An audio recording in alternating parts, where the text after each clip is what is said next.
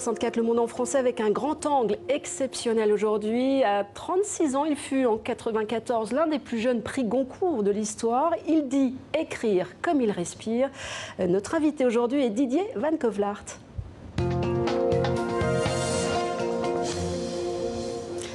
Didier Van Kovelaert, c'est une immense joie de vous recevoir aujourd'hui sur le plateau du 64. Alors, pour vous décrire un petit peu, vous êtes l'un des auteurs les plus connus et populaires de la scène littéraire française et francophone. Pour vous présenter donc plus d'une vingtaine de romans, des millions d'exemplaires vendus dans le monde, une quinzaine d'essais, des pièces de théâtre, des scénarios, du cinéma.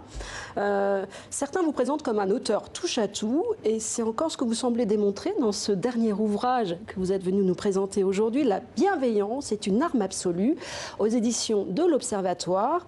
Alors j'aimerais citer une phrase qui arrive page 11 de ce livre. Souvent, les gens se demandent pourquoi je parais toujours de bonne humeur, pourquoi j'ai tant d'élan vers les autres, quand je sors de ma tanière d'ours, pourquoi en apparence rien ne me grise et rien ne m'abat, quels que soient les succès, les revers, les bonheurs et les drames. Oui, alors pourquoi? C'est la bienveillance, votre recette miracle? Parce que ce qui est plus important pour moi, c'est de sentir quand ça va bien chez les autres. C'est pas du tout, je suis pas un saint, je suis pas un hypocrite. Je sais ce qui est le moteur de ma joie, de ma jubilation, et c'est vrai que ce qui m'arrive m'intéresse moins que ce que je ressens à l'intérieur des autres et qui converge. Donc, mais ça, je l'ai depuis l'enfance, il n'y a pas de mérite. Après, j'ai travaillé tout ce que la bienveillance peut vous permettre de réaliser pour les autres et pour vous. Mais oui, vous parliez de respiration, c'est l'air que je respire. Vous savez, comme les arbres qui absorbent le gaz carbonique pour envoyer de l'oxygène. C'est un peu ma vision de ce que doit être un auteur, essayer de rendre le monde plus respirable, par l'imaginaire et aussi par des actions sans cesse dans la réalité. Alors j'ai envie de vous titiller un petit peu avec bienveillance, évidemment. Avec ce livre, au début du livre, on s'attend finalement à un livre sur le développement personnel. C'est un petit peu dans l'air du temps, finalement. Vous dites bienveillance, c'est une valeur ringarde, mais pas du tout. C'est totalement à la mode en ce moment, le nombre de livres qui sortent aujourd'hui. Oui, mais les gens ont l'impression que cette profession de foi est obsolète. Parce qu'on dit, oui, mais regardez l'état du monde, écoutez les infos, vous verrez, c'est pas la bienveillance qui gouverne, c'est pas... Non, l'angle que j'ai choisi, c'est la bienveillance en tant qu'arme. Une arme qui déstabilise, qui désarme l'adversaire et qui fournit en même temps une armure très forte contre, d'abord, le ressentiment. Quelqu'un vous a fait du mal. Si vous lui en voulez, vous allez installer ce mal en vous et c'est ce qui va gagner à travers la rancune, même si elle est légitime, le ressassement, ça va vous intoxiquer peu à peu. Si vous répondez au mal par une autre proposition, la bienveillance, étymologiquement, c'est vouloir du bien. Vouloir du bien à l'adversaire, c'est espérer qu'on va le changer, qu'il va y avoir un autre point de vue que celui de l'agressivité, que celui de la représaille. Et pour ça, il faut le déstabiliser en faisant parfois des choses complètement inattendues, qu'il m'est arrivé de faire spontanément ou par stratégie aussi.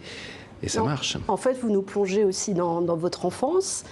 Et c'est là que vous racontez que, justement, cette bienveillance, eh bien, elle vous a servi quand vous étiez petit garçon, à l'école. Vous étiez un peu le souffre-douleur, hein, on peut le dire. C'est-à-dire que, oui, la bienveillance s'est développée chez moi, je dirais, grâce à la maltraitance subie. C'est-à-dire une manière, au lieu...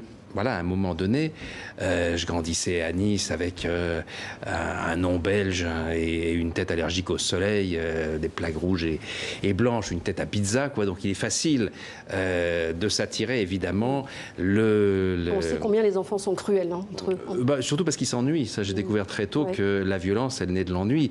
Quand on ne sait pas quoi faire de ses pensées et de son temps, on se ligue à plusieurs contre quelqu'un qui est un peu différent.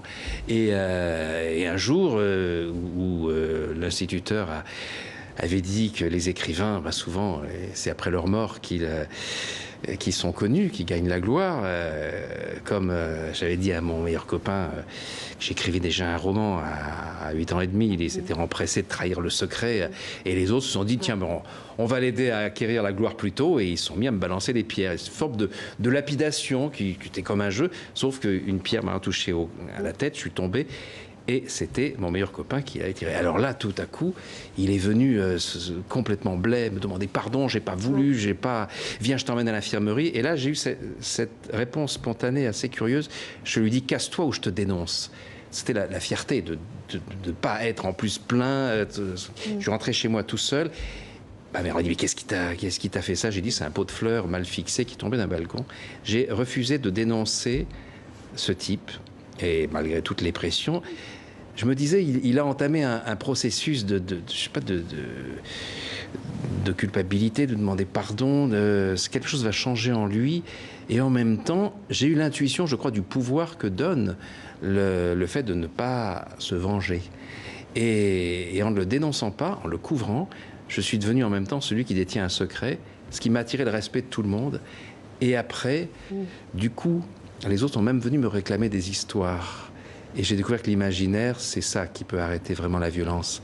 C'est comme Scheherazade qui gagne son temps de vie face au meurtre programmé en tenant en haleine avec l'imaginaire. Et puis la maltraitance, le harcèlement moral d'un prof aussi, j'ai répondu d'une manière qui... Donc si vous voulez, très tôt... Le Pirelli, ouais, votre prof de sport, hein. Racontez-nous un petit peu, parce que les choses se sont inversées, c'est un personnage assez incroyable aussi. Tout à coup...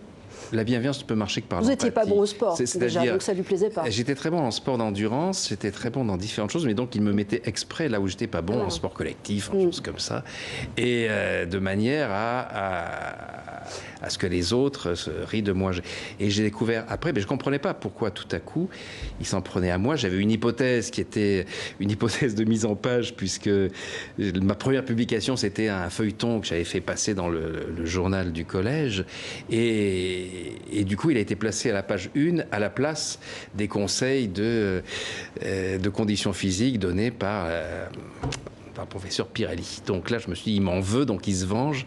Et j'ai découvert des années plus tard la vraie raison.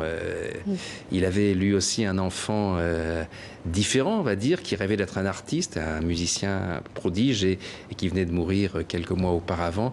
Et il a eu cet instinct de me protéger du sort qui avait été celui de son fils, qui n'était pas intégré, qui était une espèce de mouton noir, et en essayant de me faire rentrer dans le rang avec... Vous y pensé à son fils. Ouais, et puis en même temps, moi, j'avais réalisé mon rêve de publication, tandis que les rêves de son fils étaient restés lettres mortes. Et donc je me vengeais avec mes outils à moi, qui étaient les mots. Et parce que vous écrivez des histoires tout le temps. Ouais, et donc je le tuais dans mes histoires. Ouais. J'en faisais un tueur à gages, victime de la guerre des gangs, qui était torturé constamment. Et un jour, il m'avait foutu sur le banc de touche, comme souvent, et je me vengeais en prenant des notes sur les supplices qui l'attendaient. Et je souriais tout seul. Et il me dit, à Victor Hugo, fais-nous partager si tu te marres.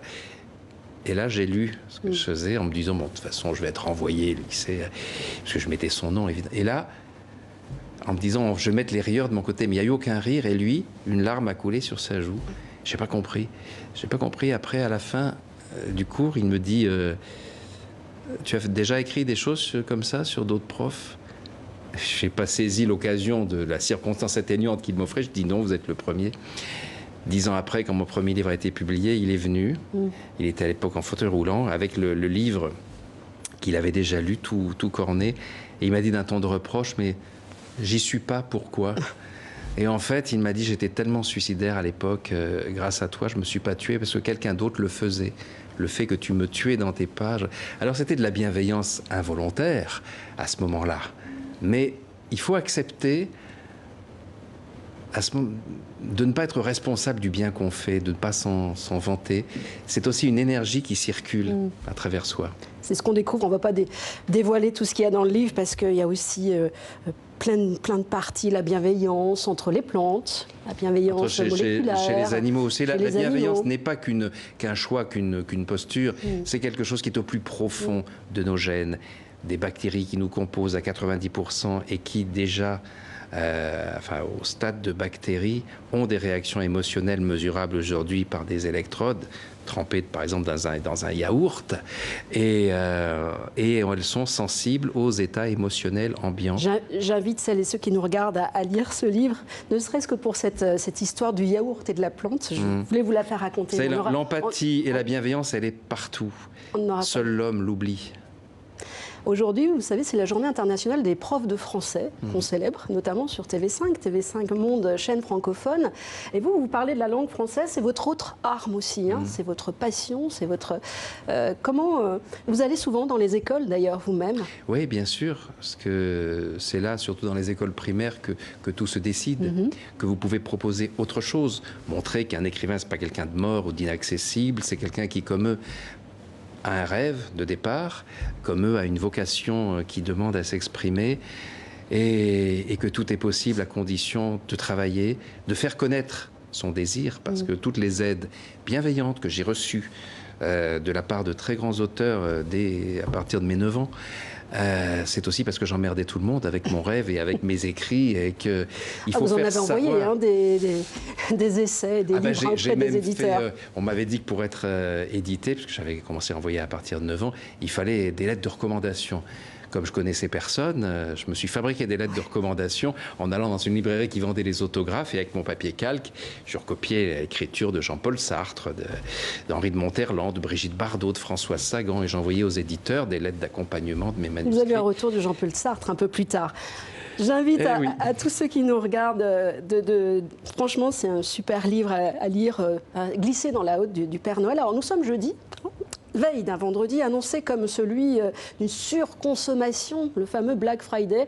J'ai vu que vous faisiez partie d'un collectif d'écrivains qui luttait pour parler de vendredi fou plutôt que Black Friday. Une petite anecdote autour de cette histoire. Ce snobisme un peu machinal qui fait qu'on a l'impression que l'opération promotionnelle est encore plus forte parce qu'elle porte un nom anglais, quoi. Mais ce sont des mécanismes. En fait, c'est pas grave. Ce qui est grave et ce pourquoi là, je me suis engagé, c'est que la France n'a pas le droit, par rapport même à toutes les énergies de la francophonie qui bataillent en dehors de notre pays, la France n'a pas le droit d'abandonner sa langue chez elle. Le vrai scandale, c'est que, par exemple, le discours inaugural du CNRS, depuis M. Jospin, soit prononcé en anglais. La France, de ce jour-là, a entériné la disparition de son pouvoir dans le monde scientifique. Et aujourd'hui, un scientifique qui ne publie pas en anglais n'est pas reconnu. Nous avons le devoir de protéger nos situations. Enfin, je parle là comme un... J'ai le mauvais rôle. Nous avons le devoir de protéger aussi notre langue. Je suis obligée de vous interrompre, Didier Van Cauwelaert. J'ai le mauvais rôle, je sais, aujourd'hui. Vous reviendrez nous parler de votre engagement pour cette langue française, car c'est important, évidemment, sur TV5 Monde, TV5, la chaîne francophone. La bienveillance est une arme absolue. C'est aux éditions de l'Observatoire. Voilà, je vous remercie d'avoir été notre invité dans ce 64.